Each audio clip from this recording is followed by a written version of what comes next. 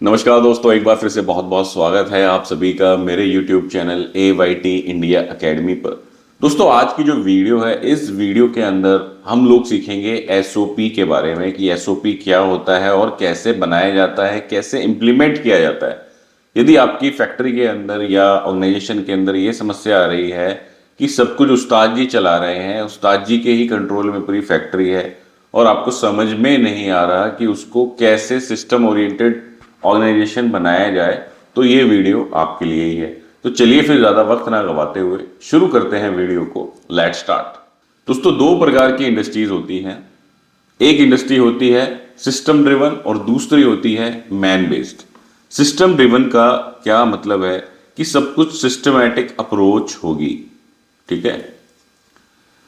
अब सिस्टम को लेकर लोग बहुत ज्यादा कंफ्यूज हैं। ठीक है, कि भाई सिस्टम क्या होता है। ठीक, जो हम काम कर रहे हैं उसको अगर हमने ऑन पेपर रिकॉर्ड कर लिया कि भाई मेरे काम करने का ये तरीका है, ठीक है, और उसको मैंने ऑन पेपर रिकॉर्ड कर लिया और उसको जो उस एरिया में काम करने वाले लोग हैं उसके बारे में जानकारी है, वहां पर हमने डिस्प्ले किया हुआ है सिस्टम, उनकी फाइल्स के अंदर वो हमने सारी चीजें लगा रखी हैं, तो हमारी क्या है, कंपनी एक सिस्टम ड्रिवन कंपनी कहलाएगी कि भैया जो भी हो रहा है वो ऑन पेपर रिकॉर्ड में है कि अगर मेरे यहाँ परचेज ऑर्डर बनेगा तो ऐसे बनेगा, मेरे यहाँ पर अगर कोई बिल पास होगा तो ऐसे पास होगा, अगर मेरे यहाँ स्टोर में इन्वेंट्री मैनेज होगी तो ये स्टेप्स फॉलो करने हैं। तो जब हमारी फैक्ट्री के अंदर जो भी काम हो रहा है उसको हमने ऑन पेपर लेकर के आ गए तो वो हो गया हमारा सिस्टम ड्रिवन कंपनी। अब बहुत सारे स्टैंडर्ड्स होते हैं, ISO 9001, IATF 16949, 45001, 14001, 50001।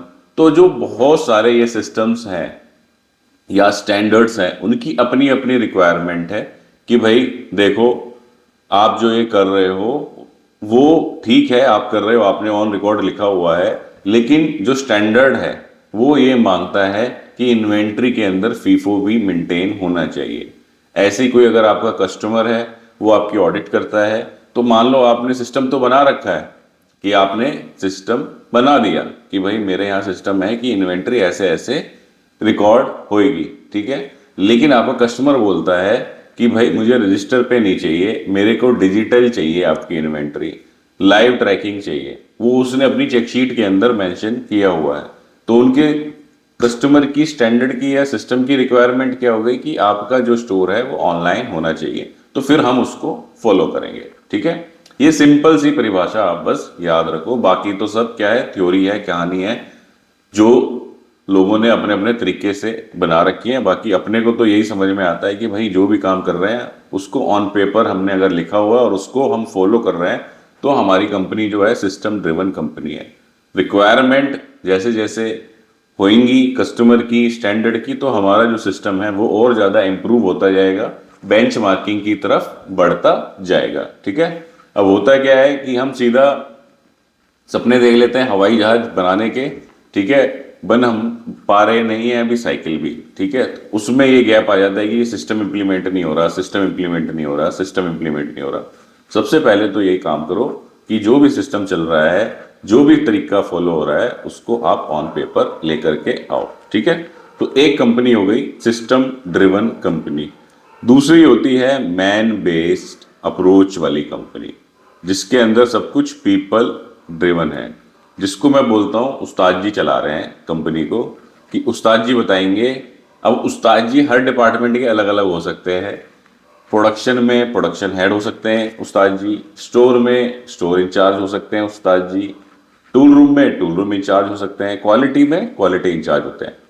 गलती उस्ताद जी की नहीं है कि उस्ताद जी को एक कंपनी के अंदर काम करते करते 15 साल 20 साल हो गए, उन्होंने क्या किया कि भैया अपने हिसाब से चीजें सेट कर रखी हैं उन्होंने, चाहे उन्होंने उनको ऑन पेपर नहीं कर रखा, अपने दिमाग में कर रखा है, तो लेकिन उन्होंने भी अपने कुछ सिस्टम ऐसे बना रखे हैं कि वो प्रोडक्शन को निकाल ले रहे हैं।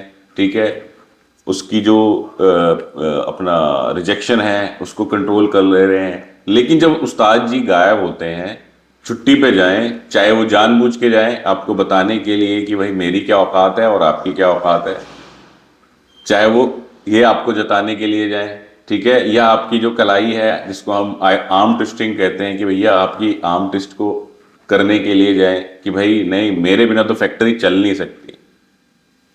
तो जब वो जाते हैं तो कंपनी घर जरा जाती है, कंपनी हिल जाती है, और हम उसी घबराहट में क्या है सिस्टम्स को और नहीं बनाते। अरे नहीं यार उसको बुलाओ फटाफट से ये करवाओ, वो तो सही चलाता है, ठीक है। मैं ही नहीं कह रहा कि बंदे खराब हैं गलत हैं सबको निकाल दो, वो बात नहीं है, लेकिन एक सिस्टमेटिक तरीके से कंपनी चलनी चाहिए। कोई भी आए कोई भी जाए उससे कोई फर्क नहीं पड़ना चाहिए, ठीक है, क्योंकि कंपनी में सिस्टम काम कर रहा है। अब कुछ लोग कहेंगे कि ये तो बड़ी कंपनियों में पॉसिबल है, जैसे मारुति में है, होंडा में है, रिलायंस में है, या और भी बड़ी बड़ी जो कंपनियां हैं, ये तो बड़ी कंपनियों में हो सकता है सिस्टम, लाला कंपनियों में या एमएसएमई में नहीं हो सकता। तो मेरा इसका ये आंसर रहता है कि बड़ी कंपनियां बड़ी ही इसलिए हुई हैं क्योंकि उन्होंने सिस्टम को फॉलो किया है। अगर उनके यहाँ पर सिस्टम है कि बिना पीओ के मटेरियल गेट में इनवर्ड नहीं होगा, बिना परचेज ऑर्डर के तो नहीं होगा, चाहे कोई भी आ जाए, सिस्टम से ही सब कुछ होगा, क्योंकि उन्होंने लॉकिंग ऐसी कर रखी है अपने सॉफ्टवेयर के अंदर, अपने ईआरपी के अंदर, कि जब तक आप परचेज ऑर्डर उसके अंदर डालोगे ही नहीं तो मटेरियल इनवर्ड ही नहीं होगा। तो इसलिए वो बड़ी कंपनियां बड़ी होती गई और बड़ी होती जा रही हैं, और जो छोटी कंपनियां हैं जिनके मार्जिन पहले बहुत अच्छे थे, बढ़िया थे, 50-50% मार्जिन पे काम कर रहे थे, अब कंपटीशन आ गया चाइना से, बहुत सारी कंट्रीज से, तो वो सरवाइव नहीं कर पा रहे और अभी भी सुधरने को तैयार नहीं है। तो ये दो तरीके की कंपनी होती हैं, एक सिस्टम बेस्ड और एक है मैन बेस्ड। तो अगर हमारी कंपनी जिसके अंदर आप काम कर रहे हो, आप वहाँ पे प्लांट हेड भी हो सकते हो, कोई इंजीनियर भी हो सकते हो, कोई सुपरवाइजर भी हो सकते हो, और कंपनी के ऑनर भी हो सकते हो, तो आपने अपनी कंपनी को सिस्टम बेस्ड कंपनी बनाना है। और ये जो एम्प्लॉयज़ घबराहट में सिस्टम नहीं लागू करना चाहते या बनाना नहीं चाहते, उनको ये लगता है हमारी नौकरी चली जाएगी, ऐसा नहीं होता। जब आप सिस्टम बनाते हो, आप उन कामों से निकलते हो, तो आपकी और ग्रोथ होती है कि आप अभी सुपरवाइजर हो, आपने सिस्टम बनवा दिया, सेट करा दिया, और आपके अंदर स्किल है तो आप और ऊपर अपग्रेड कर जाओगे। अदरवाइज आप जिंदगी भर सुपरवाइजर ही बने रहोगे, और किसी दिन आपके ऊपर एक बॉस लाके बैठा दिया जाएगा, फिर आपको बिल्कुल भी अच्छा नहीं लगेगा कि भाई हमने तो 15 साल दे दिए कंपनी को, हमने तो 20 साल दे दिए कंपनी को, ठीक है, उसके बाद हमारे ऊपर सर पे लाके बैठा दिया। तो इस तरीके से चीज़ें नहीं चलती हैं। कंपनी के बारे में भी, कंपनी की ग्रोथ के बारे में, कंपनी के सिस्टम के बारे में आपको सोचना है। अब हम जानते हैं कि ये सिस्टम बेस्ड हम कैसे शुरुआत कर सकते हैं। तो इसका जो सबसे पहला स्टेप है वो है स्टैंडर्ड ऑपरेटिंग प्रोसीजर या एसओपी तैयार करना, ठीक है। एसओपी क्या होता है? एसओपी एक बेसिकली क्या है, एक ऐसा सिस्टमेटिक फॉर्मेट है, ठीक है, ऐसा डॉक्यूमेंट है, ऐसा कागज है, ये विजुअल भी हो सकता है और बिना विजुअल भी हो सकता है। विजुअल यानी फोटो वगैरह के साथ, और बिना विजुअल भी हो सकता है, जिसके अंदर स्टेप बाय स्टेप लिखा होता है कि इस काम को करने का तरीका ये है, ठीक है। जैसे अगर आपने कभी वॉशिंग मशीन खरीदी होगी, कभी टीवी खरीदा होगा, ठीक है, या कभी कोई और इलेक्ट्रॉनिक सामान खरीदा है, तो उसके साथ एक पेपर आता है, ठीक है। उसमें पेपर में अगर आप पढ़ना लिखना जानते हो और उसके अंदर आप वो स्टेप्स फॉलो करोगे, ठीक है, तो आप उस मशीन की सेटिंग सारी सीख जाओगे कि उस मशीन को चलाने का क्या तरीका है। छोटी मोटी अगर उसके अंदर रिपेयर के बारे में लिखी है, ट्रबल शूटिंग के बारे में लिखा है, तो वो सारी चीज़ें भी आप सीख जाते हो। तो वो क्या है, एसओपी है कि अगर हम किसी काम को करना चाहें या कर रहे हैं तो उस काम को करने का तरीका क्या है, उसके स्टेप्स क्या फॉलो हो रहे हैं, वो सारी चीज़ें एक डॉक्यूमेंट में जब लिख दी जाएं और उसको हम फॉलो करें तो उसको क्या बोलेंगे, स्टैंडर्ड ऑपरेटिंग प्रोसीजर हम बोलेंगे, ठीक है। अब स्टैंडर्ड ऑपरेटिंग प्रोसीजर को लोग अलग अलग नाम से भी बुलाते हैं, ठीक है।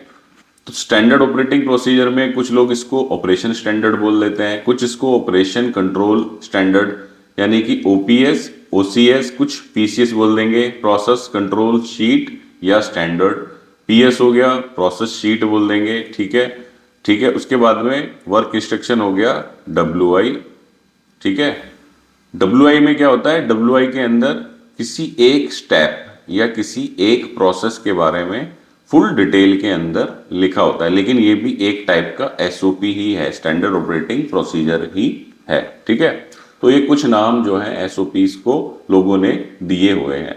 अब ये जो SOP है इसको कहाँ हमने लगाना है, जो ये SOP है उसको हमने लगाना है पॉइंट ऑफ यूज के ऊपर, ठीक। पॉइंट ऑफ यूज क्या है, जहां पर हम मशीन को यूज कर रहे हैं, जहां पर वो प्रोसेस हो रही है, वहां पर हमने इस SOP को डिस्प्ले करना है, SOP को लगाना है। ये कागजों में लगाने के लिए नहीं है, ऑडिट में दिखाने के लिए नहीं है, ये प्रोसेस को फॉलो करने के लिए है, ठीक है। अब मैं बहुत सारी कंपनियों के अंदर कंसल्टिंग करता हूँ, कुछ में रेगुलर बेसिस पे जाता हूँ कि भाई हफ्ते 10 दिन में जा रहा हूँ, कुछ में 3 महीने में जा रहा हूँ, किसी में 2 महीने में, depending on the company to company मेरी विजिट्स रहती हैं, डिपेंडिंग ऑन माय अवेलेबिलिटी कि भाई मेरे पास कितना टाइम अवेलेबल है। तो मैंने वहां पर क्या देखा, जैसे मैं गया तो रैंडमली कोई आया मेंटेनेंस वाला, उसने आकर के मेरे से पूछा सर ये बता दो सर ब्रेकडाउन का कापा सर कैसे बनेगा या कब बनाना है। तो मेरा एक सिंपल सवाल होता है कि भैया जो मेंटेनेंस का प्रोसीजर है उसको खोलो, उसको पढ़ो, उसमें लिखा है, ठीक है। क्योंकि हम कोई भगवान तो है नहीं, हमें सारी चीज़ें याद रहेंगी, ठीक है, कि भैया सब कुछ हमें पता है, हम इतने बड़े अभी महाज्ञानी नहीं है। महाज्ञानी हो भी जाए तो जब एक डॉक्यूमेंट है हमारे पास तो हम गलती क्यों करें, जब मेंटेनेंस के प्रोसीजर के अंदर SOP के अंदर लिखा हुआ है कि हमने कापा किस पे करना है, टॉप 3 ब्रेकडाउन के ऊपर करना है, या कोई ब्रेकडाउन मेरा 10 घंटे से ऊपर जाता है उस पे करना है, या टॉप 1 ब्रेकडाउन के ऊपर करना है, या हर ब्रेकडाउन पे करना है, तो मैं अपने दिमाग पे इतना जोर क्यों डालूं, जब डॉक्यूमेंट के अंदर हमने एक बार डिफाइन कर दिया, लिखा है, ठीक है, तो हम उसको ही फॉलो करेंगे, ठीक है। ऐसे ही हर स्टेप्स के जो SOPs हैं, प्रोसीजर्स हैं, बने होने चाहिए, ठीक है, कि भाई कस्टमर कंप्लेंट अगर आ गई तो क्या स्टेप्स हमने फॉलो करने हैं, ठीक है। अगर इंटरनल हमें रिजेक्शन मिलती है और रिजेक्शन एक सीमा से ज्यादा होती है तो हमें क्या स्टेप फॉलो करना है, कोई नया ऑपरेटर आता है तो हमने क्या SOP फॉलो करना है उसको ट्रेन करने के लिए, उसकी स्किल एवेल्युएट करने के लिए। तो ऐसे अगर आप कंपनी में बनाने जाओ, अपनी मैन्युफैक्चरिंग यूनिट के अंदर बनाने जाओ, तो हर प्रोसेस के अंदर, चाहे वो HR हो, प्रोडक्शन हो, क्वालिटी हो, मेंटेनेंस हो, स्टोर हो, अकाउंट्स हो, परचेज हो, तो हर उसके अंदर आप SOPs प्रोसीजर्स क्रिएट कर सकते हो डिपेंडिंग ऑन वर्क, ठीक है। तो आपने सिर्फ SOP को फॉलो करना, ठीक है। SOP के अंदर इंप्रूवमेंट हो सकती है बेस्ड ऑन कंसल्टेंट ने कोई आपको सजेशन दिया, कोई कस्टमर ऑडिट हुई उसमें आपको सजेशन मिला, या आपने कोई नई चीज देखी, बेंचमार्किंग देखी, तो आप उसमें अपडेट कर सकते हो, लेकिन फॉलो किसको करना है, हमने SOP को ही करना है, ठीक है। अगर आप किसी फ्लाइट में कभी बैठे हो तो आप देखना, जो फ्लाइट अटेंडेंट होते हैं, जो नीचे ग्राउंड स्टाफ होता है, जो पायलट होता है, सबके पास एक SOP कम चेकलिस्ट होती है, ठीक है। चेकलिस्ट है, उसमें लिखा है कि भाई ये स्टेप करो, ये स्टेप चेक करना है, ये करना है, ये करना है, ये करना है। दिमाग नहीं लगा रहे, जहां दिमाग लगाया तो एक आध पॉइंट स्किप हुआ और बस वहीं गलती हो गई। तो कहां पर यूज करना है इसको, पॉइंट ऑफ यूज पे, जहां पर एक्चुअल में काम हो रहा है। अब एक WI, SOP, PCS, इनका एग्जाम्पल हम देख लेते हैं कि आप किस तरीके से इसको क्रिएट कर सकते हो। दोस्तों आपकी जो स्क्रीन है इसके ऊपर जो फॉर्मेट है वो आ गया है एक वर्क इंस्ट्रक्शंस का, ठीक है। तो हमने एक मशीन है, मिलिंग मशीन, उसका वर्क इंस्ट्रक्शन तैयार किया हुआ है, ठीक है। सबसे ऊपर तो यहाँ पर उसका डॉक्यूमेंट का नाम, नंबर आ गया। उसके बाद यहाँ पर हमने उसका नंबर डाल दिया, क्या है, रिवीजन नंबर क्या है, इशू डेट क्या है। फिर यहाँ आ गई प्रक्रिया, यानी कि प्रोसेस क्या फॉलो हो रही है, ठीक है। प्रक्रिया हो गई, विभाग हो गया हमारा डिपार्टमेंट, उत्पादन यानी प्रोडक्शन, बॉल मिल सेक्शन, प्रक्रिया का नाम बॉल मिल संचालन। पिछला चरण क्या था, पिछला चरण यानी कि लास्ट स्टेप क्या था, अगला चरण क्या है, अगला स्टेप क्या है। तो यहाँ हमने पूरी प्रोसेस की डिटेल मिल गई। फिर इसका ऑब्जेक्टिव, इसका उद्देश्य क्या है इस WI या SOP को बनाने का, वो पता चल गया। फिर हो गया स्कोप, कि इस WI के स्कोप में कौन कौन आएगा, इस WI के स्कोप में कौन आएंगे, जो ऑपरेटर सुपरवाइजर हैं बॉल मिल से रिलेटेड। इसकी जिम्मेदारी किसकी है? बॉल मिल ऑपरेटर और लाइन सुपरवाइजर की है। ठीक है, तो यहाँ पर हमने सारी डिटेल दे दी स्टार्टिंग की एक प्रोसेस से रिलेटेड। उसके बाद यहाँ पर हमने जो है एसओपी या वर्क इंस्ट्रक्शन या प्रोसेस स्टेप्स को बनाया। जैसे सीरियल नंबर में क्या है? जांचना है, इंस्पेक्शन करना है।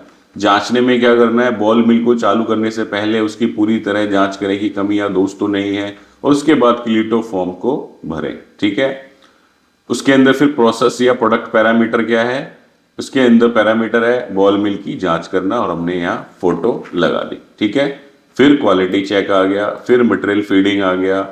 इस तरीके से करके, जैसे यहाँ पर हमने देखा वर्क अप पैरामीटर है, बॉल बिग में बैग से हाउस में जाने वाले मटेरियल का ध्यान रखें, बैग हाउस की पल्स जो 45 सेकंड होती है उस पर ध्यान दें। तो पैरामीटर क्या हो गया? इसके अंदर 45 सेकंड में पल्स रेट होना चाहिए। तो ऐसे करके हमने जितने भी स्टेप्स हैं लास्ट तक वो यहाँ पर मेंशन कर दिए कि अगर कोई प्रॉब्लम होगी या मेंटेनेंस होगी तो हमने क्या करना है, जो ब्रेकडाउन फॉर्म है उसको भरना है और प्रॉब्लम को रिपोर्ट करना है। ठीक है, तो इस तरीके से पूरे स्टेप्स हो गए। ठीक, 17-18 स्टेप है इसके अंदर।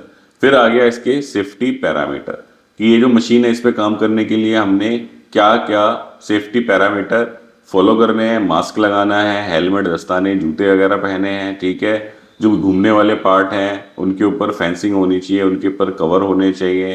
इमरजेंसी स्टॉप की लोकेशन पता होनी चाहिए, जैसे यहाँ पर इमरजेंसी स्टॉप दिया हुआ है, इसकी क्या लोकेशन है। ठीक है, उसके बाद में क्या लिखा है कि सिर्फ ट्रेंड पर्सन ही मशीन को ऑपरेट करे। फिर आ गए यहाँ पर प्रोसेस पैरामीटर कि बॉल मिल का टेम्परेचर कितना होना चाहिए, आरपीएम कितने होने चाहिए, air current, reaction time, iron test, FL, sieve test. उसके बाद में आ गया यहाँ पर ये किसने बनाया? ये बनाया 1/4/26 को सबसे पहले इनिशियल रिलीज हुआ, पहली बार बना। किसने बनाया? विराट कोहली ने बनाया। किसने अप्रूव किया? राहुल द्रविड़ ने अप्रूव किया। जब कोई इसमें रिवीजन आएगी, मान लीजिए 1/6/2026 को इसमें कोई रिवीजन आई, तो हम यहाँ लिख देंगे कि पॉइंट नंबर ये हमने अपडेट किया, किसने प्रिपेयर किया, किसने रिव्यू और इसको अपडेट किया। तो इस तरीके से आप वर्क इंस्ट्रक्शन तैयार कर सकते हो। इसी तरीके से होता है प्रोसेस कंट्रोल शीट। ये स्पेसिफिक हो जाएगा किसी एक ऑपरेशन से रिलेटेड। ये हो गया पूरी मशीन का एक हमने जर्नल एसओपी तैयार कर दिया कि इस मशीन को काम करने के लिए आपने क्या क्या स्टेप्स फॉलो करने। अब ये हो गया पार्ट वाइज कि अगर ये मेरा पाइट है 48 mm जीसी बेस, ठीक है, उसके अंदर हमने क्या क्या वर्क इंस्ट्रक्शन फॉलो करने हैं। ठीक है, उसके अंदर जो डायमेंशन कंट्रोल के लिए हमने क्या क्या चीज़ें कितनी कितनी रखनी है, ये ऑपरेशन कौन सा है, अगला ऑपरेशन क्यों है, कौन सा होगा, पार्ट की ड्राइंग क्या है, पार्ट के साइज क्या है। ठीक है, ये अगला स्टेप आ गया उसका। इस तरीके से जो है हम पीसीएस बना सकते हैं, और इस तरीके से भी हम प्रोसेस कंट्रोल स्टैंडर्ड शीट, ठीक है, या एडवांस स्टैंडर्ड ऑपरेटिंग प्रोसीजर भी बना सकते हैं, जिसके अंदर यहाँ पे स्पेशल इंस्ट्रक्शंस आ गए, वर्क इंस्ट्रक्शंस आ गए, सेफ्टी इंस्ट्रक्शंस आ गए। ठीक है, उसके बाद में यहाँ पे सारे इंस्पेक्शन के पैरामीटर आ गए कि डायमेंशन कितनी होनी चाहिए, प्लस माइनस में कैसे चेक करेंगे, कौन चेक करेगा, कितनी बार चेक करेगा। ठीक है, उसके बाद ये जो ऑपरेशन हो रही है, ये जो प्रोसेस फ्लो चल रहा है कि यहाँ से ऑपरेशन ब्लैंकिंग हुआ, फर्स्ट पंचिंग ड्रॉ, तो ये वाला कौन सा ऑपरेशन है, यहाँ पर हमने इसको हाईलाइट कर लिया। इसमें कोई फिक्सर लग रहे हैं वो आ गया, इसके अंदर कोई गेज इंस्ट्रूमेंट लग रहे हैं वो आ गया कि रिसीविंग गेज लग रहा है, उसके अंदर कोई टूल पैरामीटर है कि शट हाइट कितनी रखनी है, स्ट्रोक हाइट कितनी रखनी है, डाई नंबर क्या है, वो सारी चीज़ें आ गई। तो इस तरीके से आप डिफरेंट तरीके के एसओपीज, वर्क इंस्ट्रक्शंस, पीसीएस वगैरह तैयार कर सकते हो। उद्देश्य क्या है? सिर्फ कि हमने प्रोसेस को स्टैंडर्डाइज करना है। अगर स्टैंडर्डाइज नहीं किया तो दिक्कत क्या होगी कि भाई, सीधा एग्जांपल है, जैसे आप मैकडी में जाओ, मैकडोनल्ड्स के अंदर जाओ, यहाँ पे बर्गर खाओ, फिर आप खाओ हरिद्वार में खाओ, फिर आप ऋषिकेश में खाओ, फिर आप साउथ में खाओ, क्या होगा? टेस्ट सबका बराबर आएगा। क्यों आएगा? क्योंकि वहां पर उस्ताद जी नहीं है कि इस वाले उस्ताद जी जब छौंका मारते हैं तगड़ा वाला तभी टेस्ट आता है। वहाँ एसओपी है कि भाई ये वाली चीज़ इतनी डालनी है, ये इतनी डालनी है, ये इतनी डालनी है, टेम्परेचर इतना न रखना है, और इतने दिन इतने मिनट बेक करके बाहर निकाल के दे देना है। तो टेस्ट हमेशा सेम आएगा। तो हमने चीज़ों को स्टैंडर्डाइज करना है। दोस्तों, ये जो वीडियो आप देख रहे हो, हमारी एक सीरीज चल रही है 55 फॉर्मेट्स एंड सिस्टम जिसके अंदर हम प्रोडक्शन, क्वालिटी, मेंटेनेंस से रिलेटेड, अगर आपकी फैक्ट्री में आपको सिस्टम इम्प्लीमेंट करने हैं तो हम क्या किया है उसके अंदर 55 प्लस फॉर्मेट्स और सिस्टम्स को बताया है जो आप अपनी कंपनी के अंदर लागू कर सकते हो, इम्प्लीमेंट कर सकते हो और अपनी कंपनी को एक सिस्टमेटिक कंपनी बना सकते हो। तो आपने अगर वो वीडियोस नहीं देखी है तो हमारी प्लेलिस्ट है फैक्ट्री मैनेजमेंट सिस्टम, उसमें जा करके वो आपको मिल जाएंगी। साथ ही साथ जैसे मैं आपको ये फॉर्मेट दिखा रहा हूँ, आप ये फॉर्मेट बना भी सकते हो। और हमने क्या किया है, वो 55 प्लस फॉर्मेट्स का एक कोर्स भी अपने यूट्यूब चैनल पे डाला हुआ है। AYT इंडिया अकेडमी जो ऐप है हमारा, उसके ऊपर डाला हुआ है। AYT इंडिया अकेडमी आप सर्च करोगे प्ले स्टोर पे आपको मिल जाएगा। ठीक है, इस तरीके का लोगो दिखेगा आपको AYT इंडिया अकेडमी का, उसके ऊपर आपने जाना है तो वहां पर आपको 55 प्लस फॉर्मेट सिस्टम्स के नाम से एक कोर्स मिलेगा। उसमें जो मैंने आपको ये दिखाया ऐसे ही उसके अंदर 55 प्लस फॉर्मेट्स एक्सेल के ready to use with videos, कैसे उसको यूज करना है आपको उसके अंदर मिल जाएंगे। आप जाकर के वहां से वो कोर्स भी बाय कर सकते हो। दोस्तों यहां तक आप वीडियो देख रहे हो तो इसका मतलब ये है कि आप पे रील्स वगैरह अभी ज़्यादा हावी हुई नहीं है, डोपामिन का आपको झटका इतना मिला नहीं है रील्स देख देख के, नहीं तो लोग 30 मिनट के अंदर फ्लिप कर देते हैं वीडियो को।